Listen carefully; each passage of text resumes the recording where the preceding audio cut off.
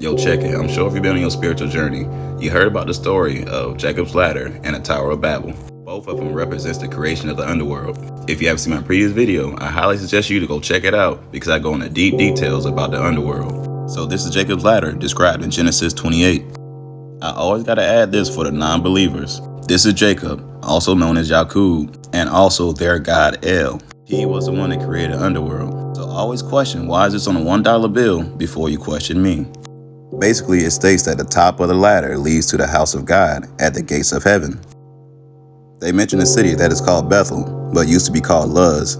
They're not talking about a city. They are talking about Elizabeth, the queen, which is Lilith, the god of Venus. She also represents birth. She was a huge factor in creating the vessels we are in. She was originally directly below heaven before she gave birth to Jesus, which is the god of Mercury. Hence why she is named on the top of the ladder.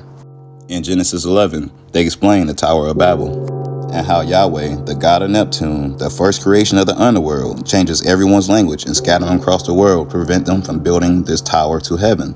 Still to this day, they are continuing building this tower by attempting to create another planet.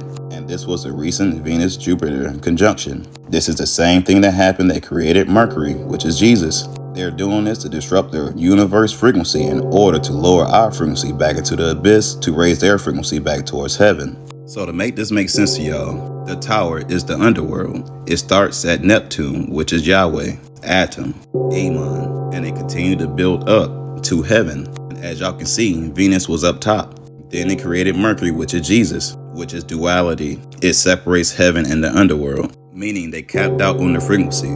So if they create another planet, it could possibly push a underworld planet into heaven permanently, or create a whole nother middle ground after the reset. So this is why the United Nations, which is Uranus Neptune, have to invade under the orders of the one true living God to prevent them from ascending to heaven again, to manipulate man's DNA, which is a direct violation of universal laws. This is the reason for the war in heaven, which manifested as a world war down here on earth. So check this out, the children of Uranus. These are the biblical hybrids we all heard about. And as I mentioned before, Neptune has full-blown dragons.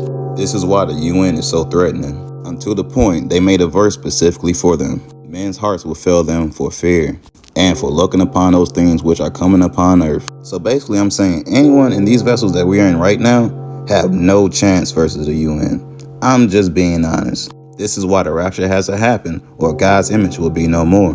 So remember this chart right here. I'm about to tell y'all who I believe possesses the spirits or the vessel for these underworld gods after they are cast down.